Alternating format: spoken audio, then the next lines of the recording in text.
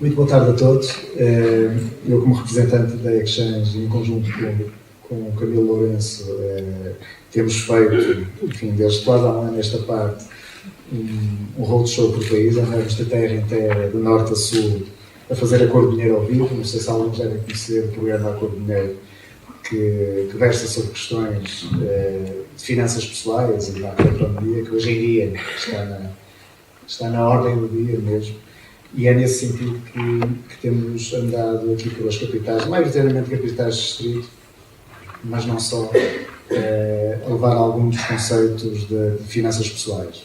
Falar não só de macroeconomia, mas também da microeconomia, e falar do aconselhamento financeiro como um todo, ou seja, não apenas na área dos investimentos, mas também aos seguros, ao crédito, enfim, temos tentado levar o aconselhamento financeiro a toda a população portuguesa.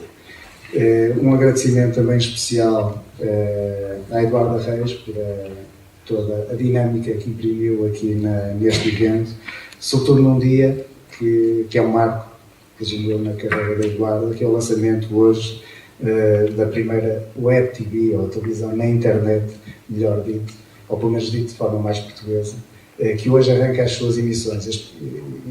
Esta conferência vai ser gravada, para depois posteriormente ser emitida nesse site, que é o regiãoemdireto.com. É mesmo assim, regiãoemdireto, tudo junto.com. Obviamente com o www, não é? Isso é o natural.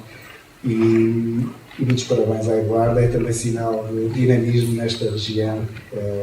Existem iniciativas privadas, sobretudo numa área da comunicação, que se está sempre associada a Lisboa, quando muito ao Porto, mas há por este país fora quem faça bem todo tipo de atividades e também comunicação. Parabéns, Eduardo, e obrigado pelo contributo neste evento. Estava a olhar para os últimos 2 anos a pensar assim, meu Deus, quando é que foi o bailout grego?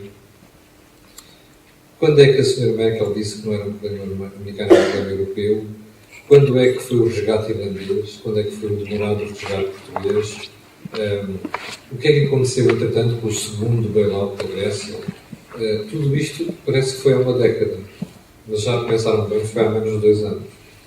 E o tempo e os acontecimentos vão rolando a uma velocidade estonteante e colocam-nos perante uma pergunta, que é uma pergunta muito simples, qualquer que vamos andar a fazer, que é, como é que um país tão pequenino, não é, que pesa 0,1% ou 0,2% no PIB da União Europeia, como é que um país tão pequeno está a provocar esta problemada toda?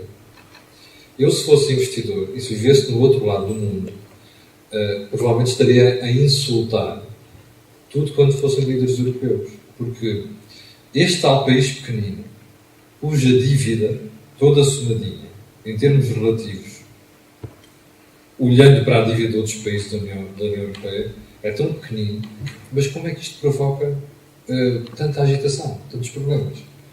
Para pensar um bocadinho melhor no assunto, vamos chamar nomes às coisas. A dívida grega é alguma coisa, estamos a falar de dívida do Estado grego, portanto a dívida soberana, a dívida do país, a dívida pública, é uma coisa que não ultrapassa os 260 milhões de euros. Só a Itália, ali ao lado, tem uma dívida que vale 1,7 bilhões de euros. Portanto, não estamos a falar de 1.000 milhões, é de milhões de milhões. Ou seja, a dívida da Grécia é um pigmeu, mas não tem outro nome, quando comparada com a Itália. Mas, se levarmos o raciocínio mais longe, a dívida da Grécia tem um peso tão pequenino quando comparado com as dívidas juntas da Itália, que são 1,7, como vimos agora, da Espanha, que são 600 mil milhões, da Alemanha e da França. Portanto, em termos meramente teóricos, era possível nós pensarmos assim, bom, se isto é tão pequenino, e se o peso é tão pequeno, é um problema que se resolve facilmente. E, portanto, atira-se para aí uns euros para cima do problema e o problema desaparece. Eu estou convencido que deve ter sido este o raciocínio dos líderes europeus, e particularmente da nossa amiga Ângela, há 2 anos. Recordem-se, o fundo de emergência europeu não tinha mais do que 110 mil milhões de euros. Passou por 250 mil milhões, depois em 21 de julho deste ano passou para 440 mil milhões, na semana passada já se fala em 1.000 milhões de euros, portanto 1 bilhão. Ora bem, o que é que levou estas pessoas em tão pouco tempo a fazerem tantas revisões de percurso? Se nós estivéssemos num exame, numa escola secundária, esta malta estava a chumbar. Não é só a malta, os políticos, inclusive os ministros das finanças, os economistas, que andaram a olhar para este problema e propuseram para o problema soluções tão simples quanto esta. E, de facto, nós olhamos para isto. Há dias uma colega minha, americana, telefonou-me e dizia assim: Camilo, como é que uma coisa tão pequenina como a Grécia está-nos a prejudicar a economia americana? E por isso é que eu dizia há bocadinho que eu, se fosse americano, eu, se fosse brasileiro, eu, se fosse chinês ou indiano, estava em... A minha mãe é indiana, estamos a falar se fosse nacional daquele país. Mas eu estaria a insultar os europeus. Porque, de facto, esta crise provocada por um país tão pequenino está a afetar o crescimento económico. A Europa vamos ter uma recessão este ano. Nos Estados Unidos, sabe Deus o que é que vai acontecer. E mesmo nos países emergentes, nós hoje em dia, que nós insultávamos há 10 anos, hoje em dia chamamos por eles como chamamos a Nossa Senhora de Fátima, não é? Brasil, a China, a Índia e por aí adiante. A verdade é que olhamos para aquilo e dizemos assim: pá, caramba, estamos a prejudicar a cá. Essencialmente, porque o tal país pequenino, cuja dívida pública em termos relativos tem um peso muito diminuto em relação ao conjunto da zona euro. Aliás, nem é preciso ser ao conjunto da zona euro, basta olhar para a Itália, basta olhar para a Espanha e para a França. Este país pequenino provocou esta hecatombe. De um dia para o outro vamos acordar com uma série de bancos europeus falidos, literalmente falidos. E vamos acordar, de um dia para o outro, com 2 ou 3 Estados falidos. A Grécia já vai estar, Portugal vai estar de certeza, se isto acontecer, e a seguir poderá ser a Espanha, poderá ser a Itália, ou até poderá ser a Irlanda. Eu não acredito muito a Irlanda, acho que é mais fácil deitar até ali ao fundo do que ir a Irlanda. E a Espanha também. Portanto, moral da história. O tal país pequenino provocou isto tudo. Agora, o último cenário, com isto vou-me calar, que é, imaginem que no dia 4 de dezembro a Grécia diz: não, nós temos de estar fora do euro. No tratado não está escrito nada disto, mas, quer dizer, o tratado podem eles bem. Se eles disserem que querem sair do euro, saltam da União Europeia. Ora, a pergunta seguinte dos mercados é: quem é que vem a seguir? Os portugueses. E, portanto, nós ficamos nas mãos de um único país, que se chama a Alemanha. E é a melhor forma de pensarmos que esta questão das poupanças tem que ser levada cada vez mais a sério.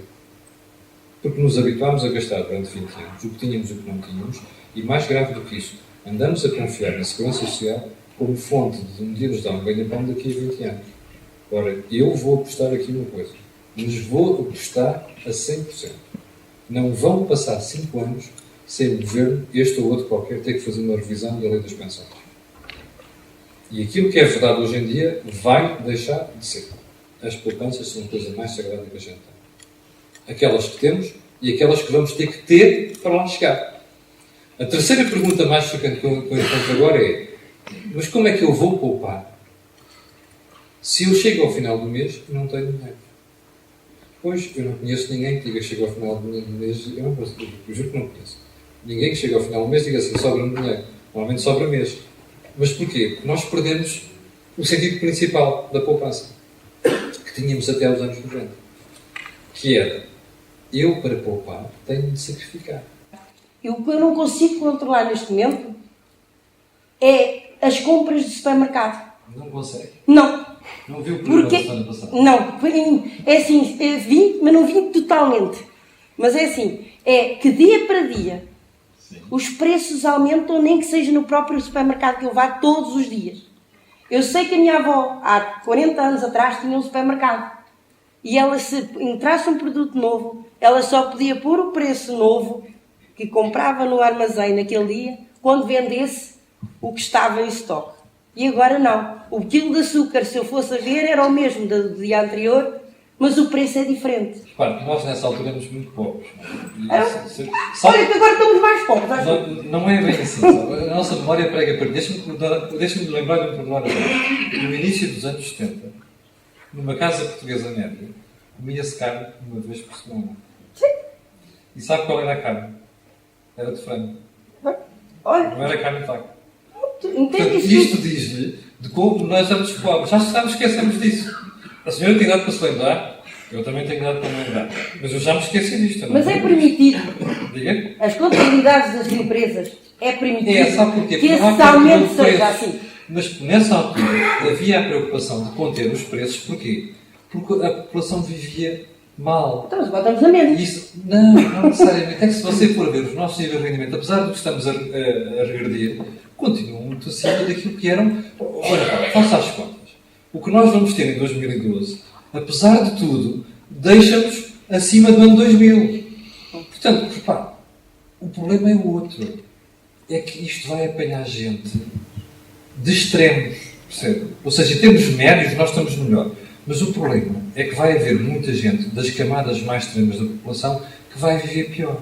Porquê? Porque perderam o emprego. Os produtores de produtos, ou distribuidores de produtos, eu não estou a falar só das grandes superfícies, essas até é só o resultado final de uma cadeia de valor atrás que vai sendo aumentada quase diariamente. Porquê? Porque já não há financiamento disponível para financiar quem produz ou quem distribui. E como tem grandes dificuldades em dar crédito ou ter crédito, melhor dito, tem que refletir na subida do preço aqueles custos que tem adicionalmente de suportar. Para terem só uma ideia,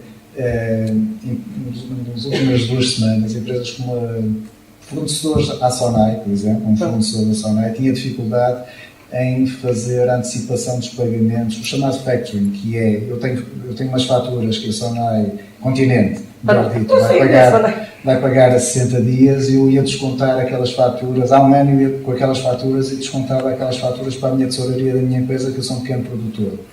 Há 15 dias atrás, tem 15 ou 3 semanas atrás, o custo que isso acarretava triplicou. Ou seja, quem recebe já mal, ainda por cima paga mais juros por essa antecipação, ou seja, tem que refletir no preço. Os preços nas últimas 3, 4 semanas têm subido quase diariamente por causa deste fenómeno, que tem a ver com o fenómeno do país.